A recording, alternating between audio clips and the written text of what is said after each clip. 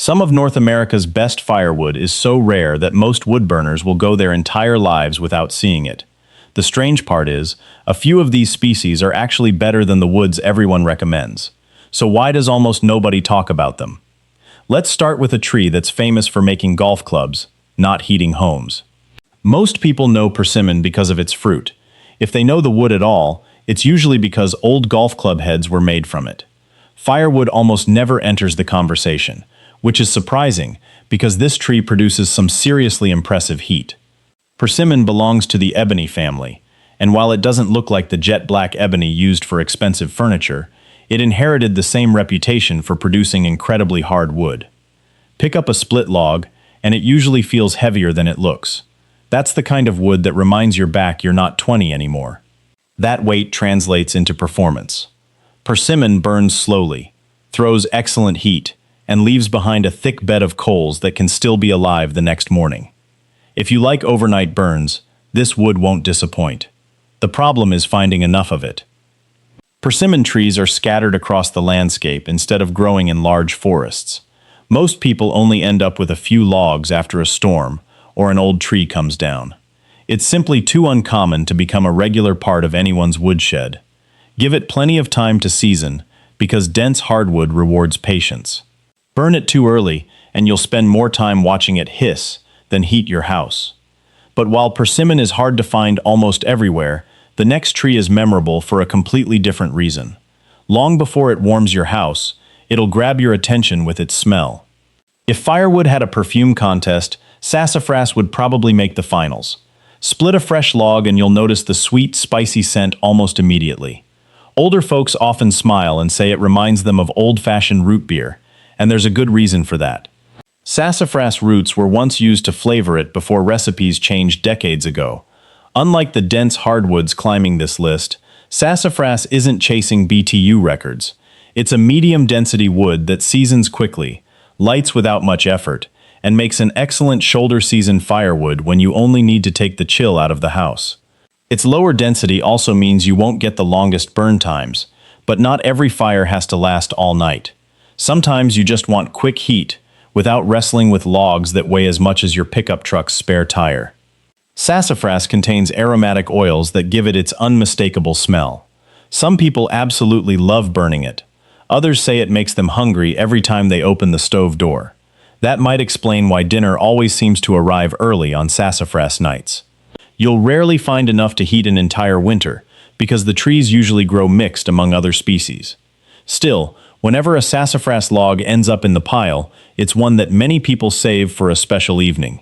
Speaking of trees people rarely burn, the next one might already be growing in someone's backyard. Apple is one of those woods that almost everyone has heard about, but very few people actually burn in large amounts. The reason is simple. Healthy apple trees produce fruit, and nobody in their right mind cuts down a productive orchard just to fill a woodshed. Most apple firewood comes from old orchards where aging trees are being replaced, or from storm-damaged trees that can't be saved. That makes every stack of apple wood feel a little special. Performance certainly isn't the problem. Apple is dense, burns hot, and creates long-lasting coals that rival many of the better-known hardwoods. It also produces one of the nicest aromas you'll ever get from a wood stove. There's a reason barbecue cooks treasure it. Even a small amount gives food a wonderful sweet smoke.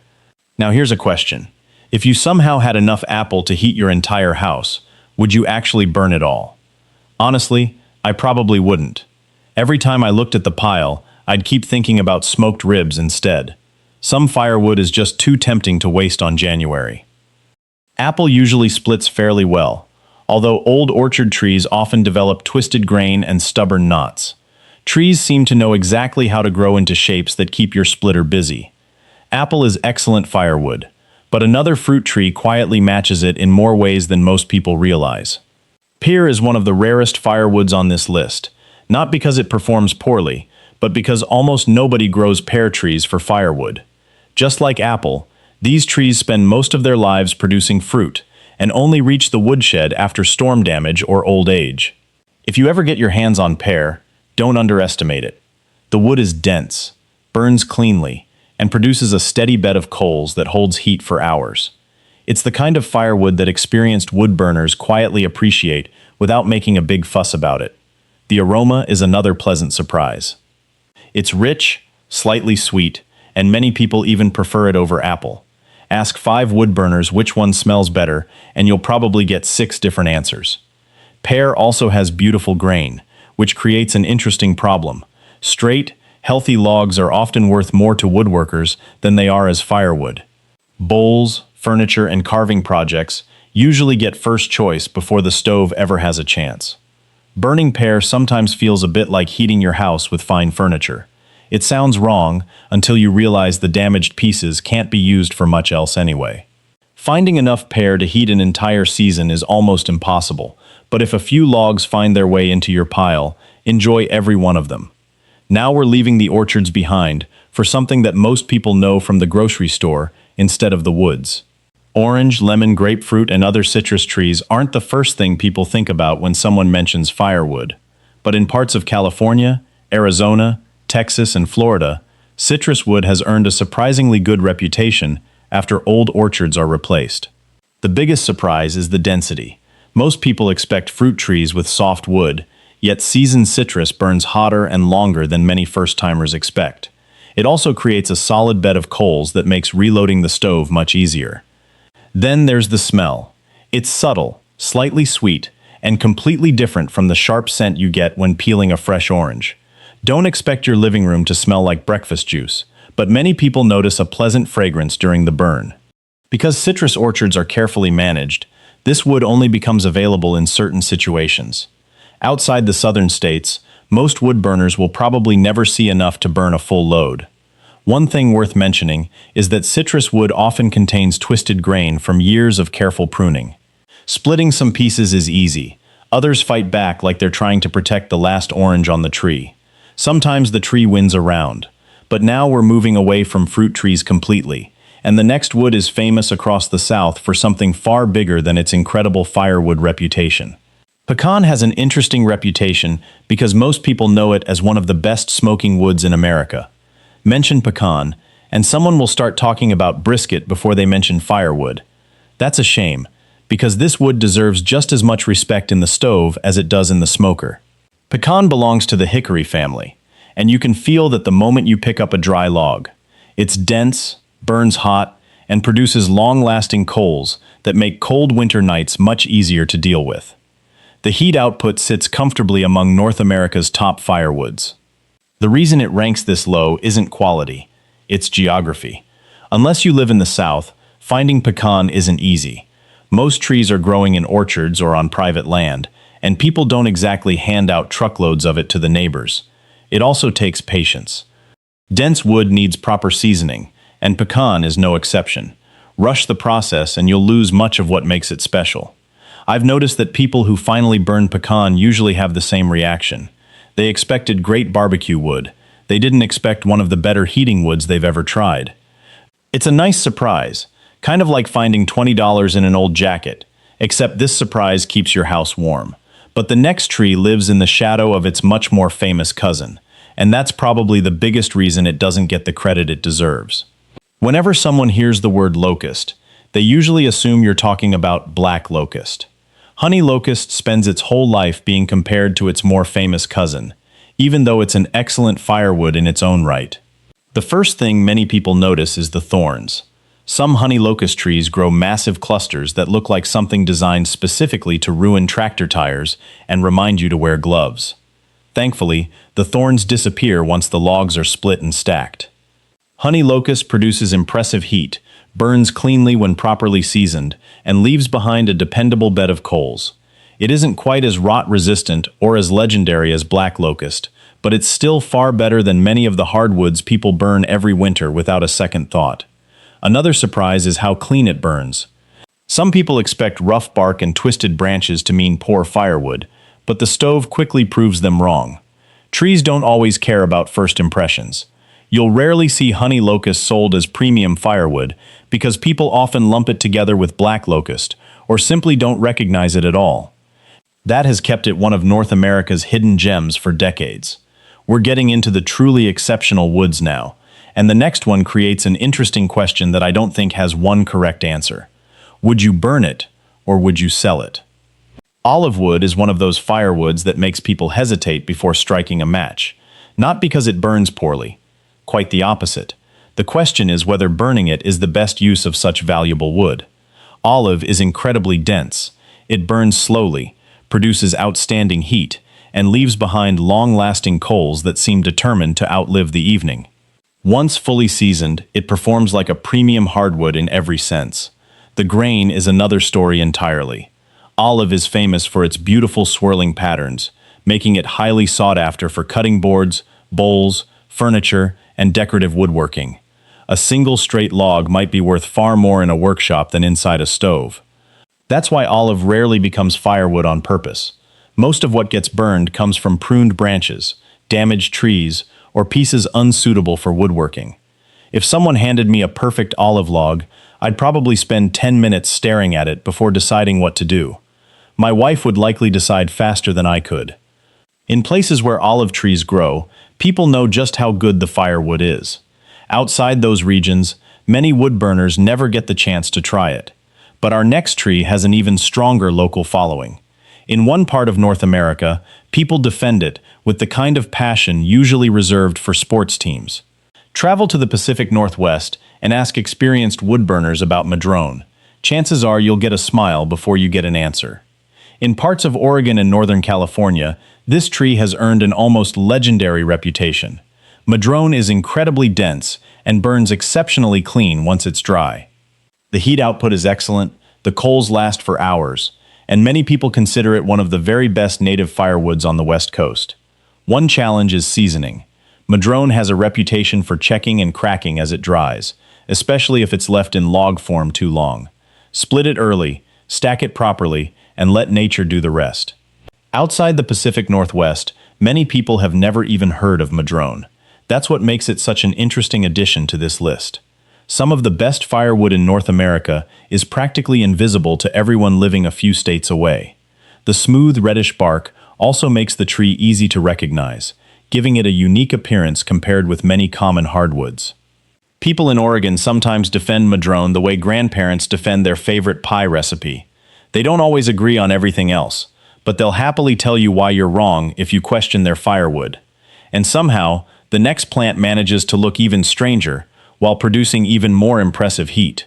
At first glance, Manzanita hardly looks like firewood at all.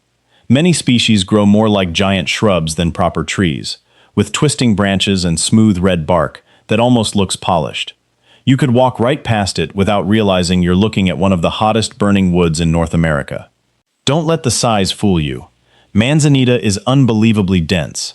Pound for pound, it produces tremendous heat and leaves behind a bed of coals that lasts an incredibly long time. That's exactly why experienced campers and survival experts have valued it for generations. The wood is also famously hard. Cutting and splitting it isn't always enjoyable, especially when the branches twist in every direction imaginable. Sometimes it feels like the tree grew that way just to argue with your chainsaw. Manzanita naturally grows in dry regions where wildfires are part of the landscape. Ironically, one of the toughest burning woods is also part of ecosystems that regularly experience fire. Nature has a funny sense of balance. Because it rarely grows into large straight trunks, you're unlikely to fill an entire woodshed with it. Most people who burn Manzanita collect smaller pieces, and they quickly learn just how much heat those pieces can produce. We've reached the top 5 now, and from this point forward, every species has a reputation that borders on legendary. The next one might be the best-smelling firewood you've never heard of. Black birch might be one of the most underrated firewoods in North America. Ask the average person about birch, and they'll probably think of white birch, with its bright bark. Mention black birch, and many people won't even know it exists. That's a mistake. This wood delivers serious heat. Its BTU rating sits comfortably above sugar maple, and many experienced burners would choose it every single time if both piles were sitting side by side. The coals last for hours, and once the stove gets going, black birch burns clean and steadily. Then there's the smell. Split a fresh piece and you'll notice a strong wintergreen scent. The tree naturally contains compounds similar to those used in wintergreen oil, making it one of the most distinctive woods you'll ever cut. Some people say the woods smell like an old-fashioned candy shop, Others say it reminds them of medicine. Either way, you won't mistake it for oak. Outside the Northeast, black birch is rarely talked about, which is surprising considering how well it performs. If it grew across the entire country, I honestly think it would challenge maple's reputation. But now we're leaving excellent firewood behind and stepping into wood that's almost unbelievably hard. The next tree has a name that tells you exactly what you're about to deal with. When a tree is called ironwood, expectations are already high. The surprising part is that it actually lives up to the name. Several different species are called ironwood across North America, but they all have one thing in common. Their wood is incredibly dense. Some varieties rank among the heaviest native woods on the continent, and seasoned pieces can feel almost like concrete when you pick them up. That density creates incredible heat, but it also comes with a warning. Load too much ironwood into a small stove, and temperatures can climb faster than expected. Many experienced wood burners mix it with other species instead of filling the firebox entirely. Even processing it can become a challenge. Chains dull faster, splitting takes more effort, and stubborn rounds have a habit of reminding you who's in charge. Some logs seem to believe they're still attached to the tree. Ironwood also grows relatively slowly, which means large quantities are uncommon. Most people who burn it only come across a few pieces during their lifetime. It's one of those woods that earns respect before it even reaches the woodshed. Yet somehow, our next species manages to be even rarer. In fact, many lifelong woodburners have never even heard its name. Mountain mahogany sounds like something you'd find in a furniture catalog, but don't let the name fool you. It isn't a true mahogany at all. It's a completely different tree that happens to produce some of the densest firewood in North America. Its natural range is surprisingly limited, growing mainly in dry mountainous regions of the western United States. Unless you live there, there's a good chance you've never seen one in person. Despite its modest size, the wood is extraordinarily heavy. On many BTU charts, mountain mahogany sits right at the top, sometimes outperforming woods that are far more famous. That's an impressive achievement for a tree most people couldn't identify if it were standing in front of them. Because the trunks are usually small and twisted, commercial firewood suppliers rarely deal with it. Most people who burn mountain mahogany collect it locally, and they guard that knowledge pretty closely. I once heard someone describe it as nature's charcoal. That's probably an exaggeration, but not by much. The combination of rarity, density, and outstanding heat makes mountain mahogany one of North America's best-kept firewood secrets. But if you've watched my previous videos, you already know what's coming next. This tree received more requests than almost any other. If there was a fan favorite before this video even started, it was Osage orange. Also known as hedge apple, this tree has built an almost mythical reputation among woodburners, and for good reason. Osage orange produces incredible heat. Many people consider it one of the hottest burning woods in North America, and once it's fully seasoned, it's easy to understand why. The coals seem to last forever. The catch is that patience is mandatory. This wood often needs 2 or even 3 years of proper seasoning before it reaches its full potential. Burn it too early, and you'll never see what makes it legendary. Another thing to watch for is sparks. In an open fireplace, Osage orange can throw glowing embers surprisingly far, making a good screen more important than ever. Freshly cut, the wood has a striking bright yellow color that slowly darkens with age. Even before it's split, it's unlike almost anything else in the forest. Long before European settlers discovered its value as firewood, Native American tribes prized Osage orange for making bows. Many historians consider those bows among the finest ever made from North American wood. The tree had already earned legendary status centuries before anyone measured BTUs. It's an incredible firewood, but one species still manages to take the crown. Some rankings are easy to argue with. This one isn't. Black locust remains my #1 rare firewood because it delivers the complete package. Outstanding heat, long-lasting coals, excellent rot resistance. And unlike many woods on this list, ordinary people can actually grow it, harvest it, and build an entire woodshed from it. Its BTU rating sits among the highest of any North American firewood.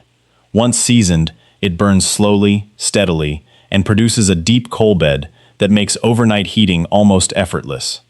Black locust also has another advantage that's easy to overlook.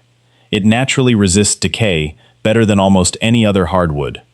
Fence posts made from black locust have been known to last for decades without treatment. That same durability means firewood stored outdoors holds up remarkably well. It's not perfect. Freshly cut logs can be difficult to split, and the tree's sharp thorns make harvesting less enjoyable than most people would like. The tree definitely believes in making you earn your firewood. Still, unlike mountain mahogany or manzanita, black locust isn't limited to one small region. If you really want it, you can often plant it, manage it, and create a long-term source of premium firewood. That's why, after comparing every rare species on this list, black locust still wears the crown. I guarantee there are still rare firewood species I didn't include, and that's part of what makes this hobby so interesting. Now I want to hear from you. What's the rarest firewood you've ever burned? Not the best, the rarest. Let me know in the comments.